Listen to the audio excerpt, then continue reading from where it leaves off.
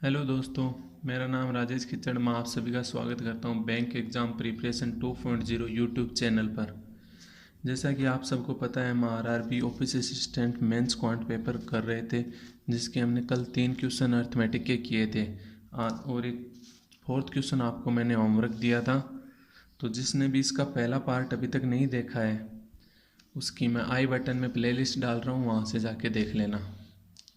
अब अपन स्टार्ट करते हैं। जैसे फोर्थ क्वेश्चन दिया था मैंने आपको होमवर्क, उसका बहुत मतलब 3-4 जनों ने आंसर दिया था कमेंट में, A answer, this is correct. तो क्वेश्चन में बोला हुआ है age of A is 6 year ago is equal to the age of B 18 years ago. Age of A 18 years ago is equal to the present age of सी।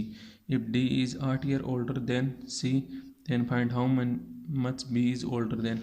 मतलब year में पूछ रहा है। मान लो ए बी सी डी चार people है, इन चारों की percentage A B C D है। तो age of A 6 years ago, A -6 is equal to B of B 18 years ago, B की 18 ईयर्स। एक इक्वेशन ये बन गई। उसके बाद बोल रहा है age of A 18 years ago, हाँ, is equal to the present age of C. ये इक्वेशन सेकेंड आ गई। If D is 8 year older than C, D is 8 year older than C मतलब सी प्लस 8, सी से भी बड़ा 8। ये 3 इक्वेशन आ गई। अब यहाँ से अपने को बी और डी का कंपैरिजन पूछा है। मतलब ये जो यहाँ पे इसमें बी है अपने पास, यहाँ पे ए आ रहा है, तो इस ए की जगह पे अगर अपन डी रख दें कैसे भी करके, तो अपन डायरेक्ट बी और डी का कंपैरिजन कर सकते हैं। तो यहाँ से अपने को पहले सी निकालते हैं और इसमें रखते हैं। तो सी आ रहा है D-8, इसमें सी इसमें रखा इक्वेशन सेकंड में। तो ए सी बराबर D-8 अपन ने इसमें रखा, तो यहाँ से आ गया A-18 बराबर D-8। अब यहाँ से ए की वैल्यू क्या आ गई, 18 इधर भेजा, तो D-8 + 18 बराबर D+10।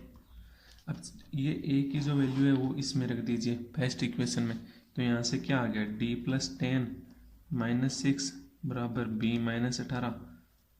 पूछा क्या है अपने में, how much B is older then D, मतलब B बराबर, तो B बराबर D+4 और ये +18 मतलब D+22। तो जो B है वो D से 22 ईयर बड़ा होगा। तो इस हिसाब से ऑप्शन हो जाएगा यहाँ पे, option A is correct answer. Okay, आगे नेक्स्ट फिफ्थ क्वेश्चन करते हैं। Raunak invested in 2 scheme.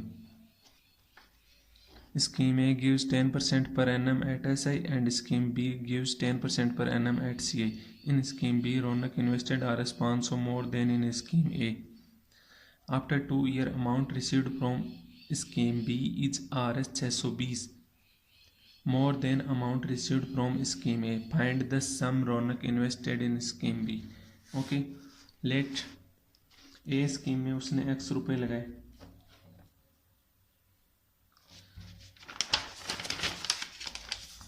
A scheme में उसने X रुपए लगाए, तो बी स्कीम में उसने X + 500 रुपये लगाए।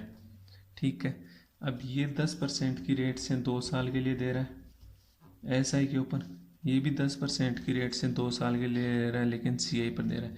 CI क्या होता है, इंटरेस्ट पर इंटरेस्ट। जैसे फर्स्ट ईयर में भी जो इंटरेस्ट मिलेगा उस पर भी इंटरेस्ट मिलेगा।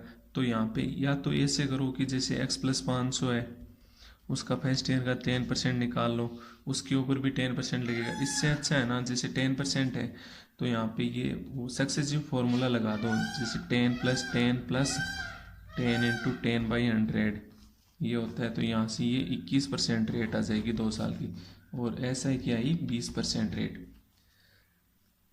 तो अपन ने यहाँ पे मान लो इजी करने के लिए ये 100x माना था, और इसको भी तो ये 100x + 500 हो गया। तो अब ये 20% से 100x की वैल्यू क्या आ गई, 20x इंटरेस्ट। यहाँ से 21% से 100x + 500 की, तो 21 × 100x बराबर 21, 21x, 21 × 500/100 बराबर 21 × 105। अब इसने बोला है इनके अमाउंट में डिफरेंस, ना कि इंटरेस्ट में डिफरेंस, अमाउंट में डिफरेंस। तो स्कीम ए से अमाउंट क्या मिलेगा, 100x प्लस 20x बराबर 120x। यहाँ से इंटरेस्ट क्या मिलेगा, 121x प्लस 500 प्लस 105 बराबर 605। अब इसने बोला इन दोनों अमाउंट के बीच का डिफरेंस, यानी 120 इनमें इसमें से घटाएंगे अपन तो यहाँ पे 620 आएगा। तो आएगा कितना, x बराबर 15, तो 100x बराबर 1500। ये आ गया स्कीम ए का। तो अपने को पूछा है किसका है, स्कीम बी का पूछा है, तो 1500 प्लस 500 2000। ये तो हो गया इसका बेसिक। इसको एग्जाम में कैसे करना था, एग्जाम में इसको ऐसे करना था कि अमाउंट ज़्यादा दे रखा है बी का, 20% रेट लग रही है, यहाँ 21% रेट लग रही है बी में, और यहाँ ए था।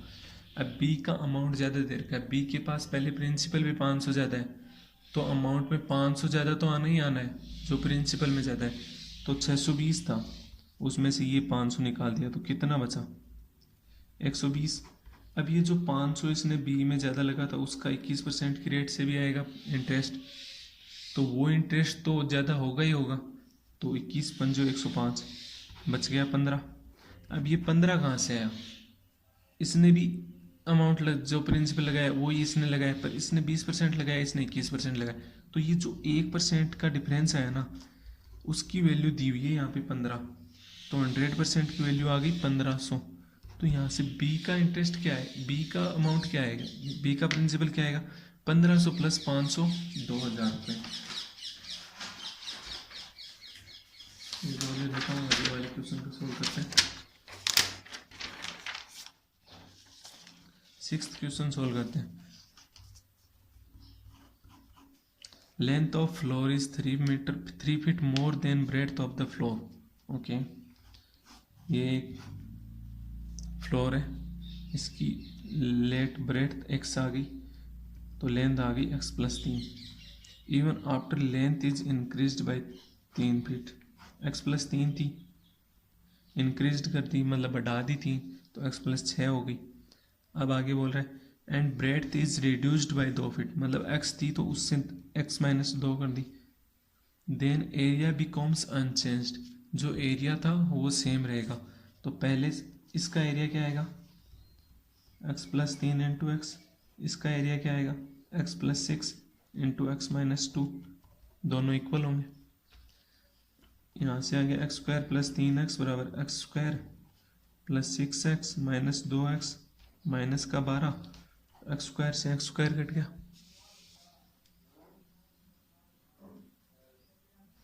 इस 3x को इधर से लेके जाओगे तो ये इधर जाके माइनस का होगा, -2 -3 -5, तो ये बच गया x। तो x ये 12 इधर आ जाएगा तो ये प्लस का हो जाएगा, तो x बराबर आ गया 12। अब अपने से पूछा क्या है इसमें, एरिया ऑफ द फ्लोर। तो एरिया ऑफ द फ्लोर यहाँ ये कितनी आ गई 15, ये कितनी आ गई 12, तो एरिया ऑफ द फ्लोर क्या हो गया 12 15 इंटू 12 बराबर 180। Question 6 complete. अब 7 से 12 है वो है के DI, तो वो आज नहीं करेंगे अपन, कल करेंगे। अपन आते हैं 13th क्वेश्चन में। 13th क्वेश्चन पे क्या दिया है, P Q R is a positive number in which P बराबर क्यू स्क्वायर बटे 100। क्यू इज इंक्रीज 20%, 20% मतलब 1/5 यानी 5 से 6 हो रहा है increase, and R is 60% increase, R 60% मतलब 3/5। तो ये तो क्यों था, आर क्या हो रहा है 3/5 यानी 5 से 8 इंक्रीज ही हो रहा है ना। हाँ, तो इसमें पहले वाले के हिसाब से पी की वैल्यू क्या आ जाएगी 5 इंटू 5/5 बराबर 5। दूसरे के हिसाब से पी की वैल्यू क्या आएगी 6 इंटू 6/8 बराबर 6 3 4 3 2 3 3 9 9/2 9/2 यानी 4.5। तो अब हुआ क्या है यहाँ पे 0.5 कम हुआ है, किस पे कम हुआ है 5 पे अपॉन 100, तो यहाँ से 10% रिड्यूस, तो P इज 10% डिक्रीज। ये इसका आंसर आ गया। आगे बोल रहे देर आर 3 जार्स, 14th क्वेश्चन करते हैं। There are 3 jars A B C is the same capacity. A is filled 1/2, B is filled 1/3, C is empty. Same capacity की है, मतलब इन 3 और 2 का कोई भी एक मल्टीपल हो, मान लो कि उसकी सेम कैपेसिटी, मान लिया ए तीनों 6 लीटर के हैं, ठीक है। तो ए कितना भरा हुआ है 1/2 यानी 3 लीटर, बी कितना भरा हुआ है 1/3 यानी 2 litre.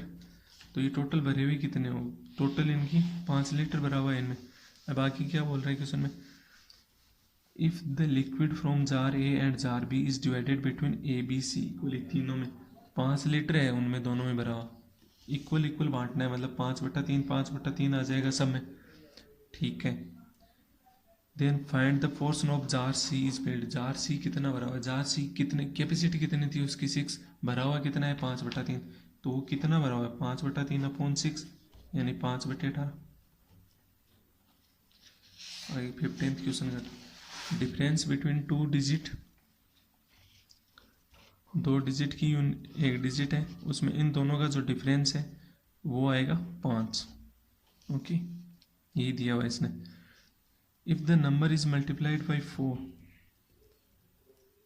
And decreased by 3 then number is interchanged, 2 unit की 2 डिजिट की वो है नंबर है, उसको 4 से गुणा करेंगे, मतलब लेट मान लो 30 नंबर था ये, मान लो आप नहीं आ रहा डिफरेंस 5 3 का आ रहा है, पर मान लो 30 × 4 कितना होता है 120, ये कभी 2 डिजिट की बन सकती है, नहीं बन सकती ना। तो यहाँ पे क्या आएगा 25 × 4 100, ये 97 हो जाएगी, लास्ट में 3 कम करेंगे तो, मतलब 25 से तो कम होनी चाहिए। ऑप्शन काट रहा हूँ आपके सामने, बचा 16 एक ऑप्शन, क्या 16 का डिफरेंस 5 हो रहा है, यस 1 - 6 बराबर 5, 16 × 4 64 -3 61, क्या ये इंटरचेंज हो गई, yes option is D correct. Thank you. अगर वीडियो पसंद आया तो लाइक शेयर ज़रूर करना।